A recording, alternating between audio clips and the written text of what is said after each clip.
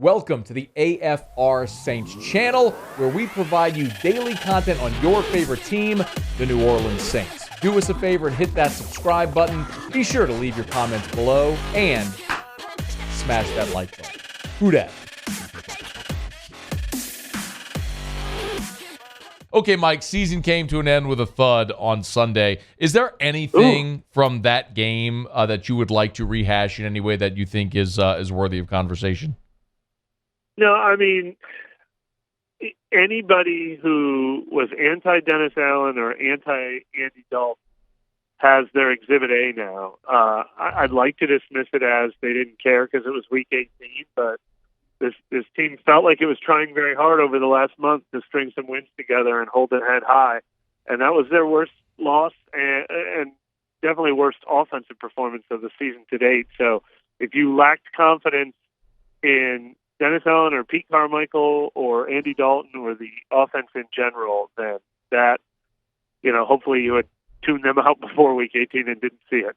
I mean, look, 19 points a game speaks for itself. They were atrocious. They were a bad passing offense a year ago, but I think we can explain a lot of that because of a lot of the personnel issues that I don't think is as easily explainable now. Mike, what changes need to happen on this offense? It's got to be pretty radical. It needs to be a different approach and probably a different quarterback, unless Andy Dalton is being paired with, a draft pick who isn't guaranteed to start right away, or they're trading for a young project or something along those lines. It's funny enough, what they've been lacking is any sort of firepower. I actually think you could make a strong argument that they should have tried or should now try Jameis Winston out, but I think that ship has definitely sailed. I think mutually they probably will want to go separate ways. I can't imagine he's in the conversation to turn back to after they never turned back to him during this season, and especially how much he's going to cost next year. So I have a feeling they're moving on.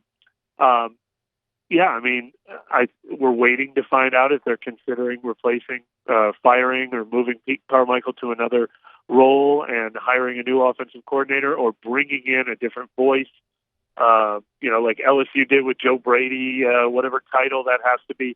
They need a new idea, a new approach, and a new quarterback to run it. And it's just grown really, really stale. Now they do have the pieces on the offensive line. They do have Alvin Kamara. They do have Chris Olave and Rashid Shaheed.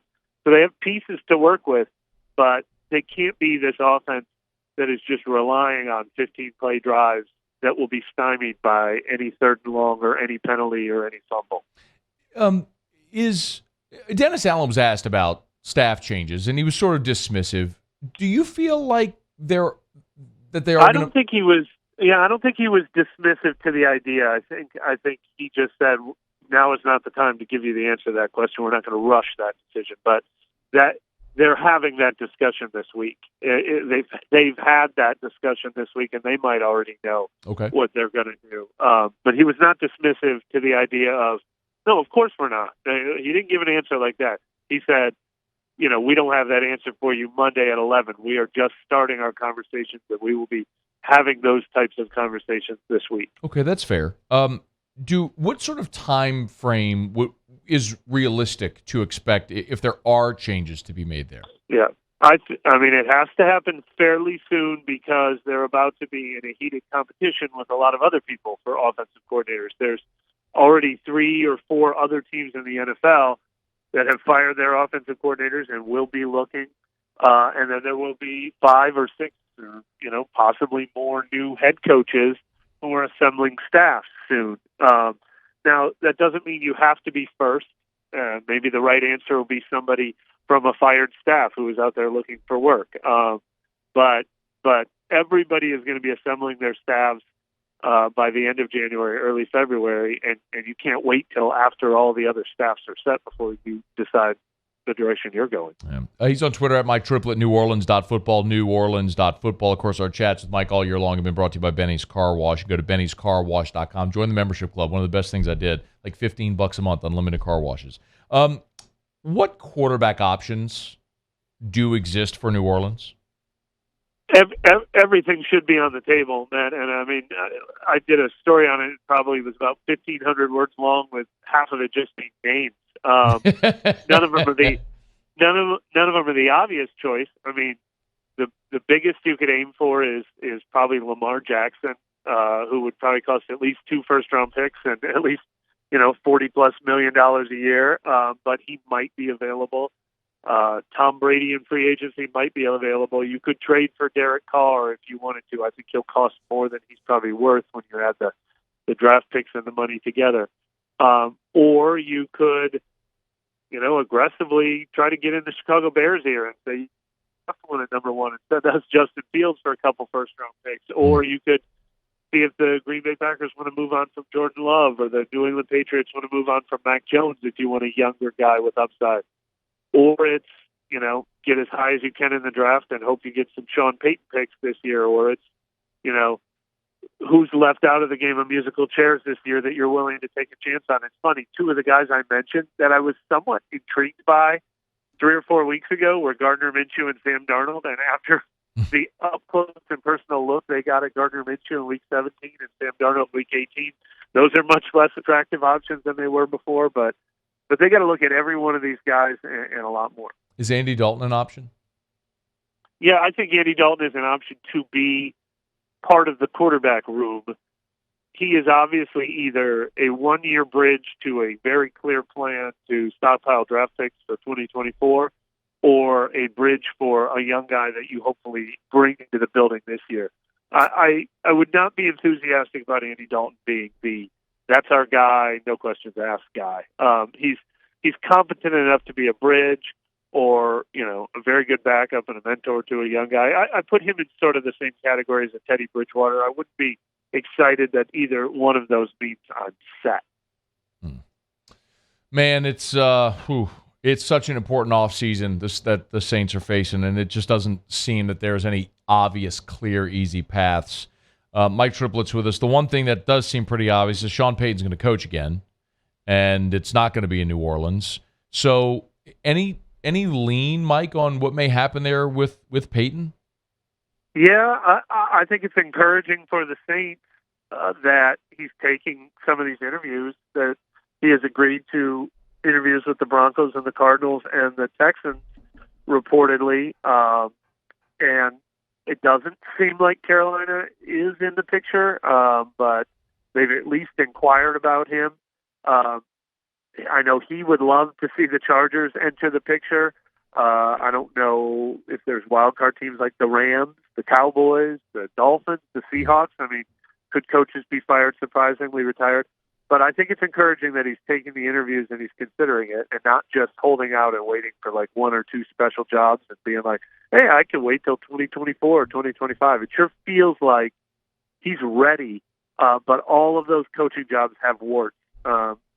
If I was his advisor, I would probably tell him, try to be as patient as you can, because these all feel like B- jobs at best. I don't see any A's and B+ yet in the mix, and there's some really intriguing jobs that could be a year away from opening. But if he's got that fever and he's interested enough in talking himself into Kyler Murray or Russell Wilson, the market is very active, and it seems like these teams are willing to give the Saints what they want. Otherwise, these interviews wouldn't even be lined up yet. I'm not trying to push back, but Mike, are there ever coaching jobs that don't come with warts? Yeah, I mean, if the coaches. Yeah, I think it's the coaching jobs that you really want are. I think the 2 that would be better than what they have right now are if you get the team, like if the Chargers did fire Brandon Staley because they finish 9-7 and miss the playoffs, or if they lose in the first round and they're just like, we need somebody to take us to the next level, and we have Justin Herbert, we have a team we think can win. Or if the Cowboys did that with Mike McCarthy, but they have Dak Prescott and Micah Parsons, CeeDee Lamb, those would be more attractive. And then obviously there's like the job that Jacksonville had with Trevor Lawrence, or the young guy, that would be more attractive. Or the team like the Jets. I think if they're a year away from finding their coach, they have everything but quarterback, but they have the cap space, and that would be a more attractive job. I think if any of those had come available this year, they would have leapt to the front of the line. He's on Twitter at Mike Triplett. Running back, that's one other thing I wanted to ask about offensively. It almost feels like, Mike, they're at a point where they've got to address that position alongside Alvin Kamara. Is that something as simple as saying you just got to draft one this year?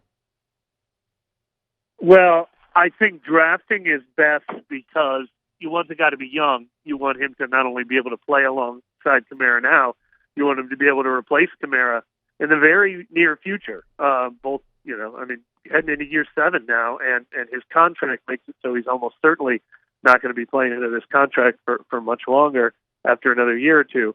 But that's easier said than done. I think they need it back, and I think they need to really reshore this defensive line with young talent. And they don't have a pick until the second round right now. That'd be another reason why it'd be great to get some of those Payton picks. I think those are the 3 positions I'd want to address most in the draft. But with running back, it's a little harder to say we're definitely going to do it. Like, what if they use the 40th pick on a running back? Is that more of a luxury? I don't know. Yeah. Are the Saints going to be on Hard Knocks? Over their dead body. But they don't necessarily have a say, right? I mean, if they get picked, they got to do it. As far as I know, there has never been a team forced into it. Somebody has always either volunteered or agreed. So hopefully, there's only 4 teams that meet the criteria, unless another team kind of wants the publicity or wants the spotlight, or so they would. And the other thing is, if the league gets to choose, there were a couple teams even on that list of 4 that might be more intriguing than the Saints this year. The Saints, as we've seen, obviously with their recent attendance in the last couple of games, the Saints don't exactly have a bright shining star right now. Stinks. All right, we'll be following along. New Orleans. Wait, but look, hold on. I'm going to leave you with hope. I don't want to leave you with a sigh and we're here. We're in the offseason. We're tired. We're done with the, is it going to get better? Who are we mad at? Who screwed up? Whose fault is it? Now it is all about what draft picks are we going to get? Who's the next quarterback going to be? Who are they going to draft?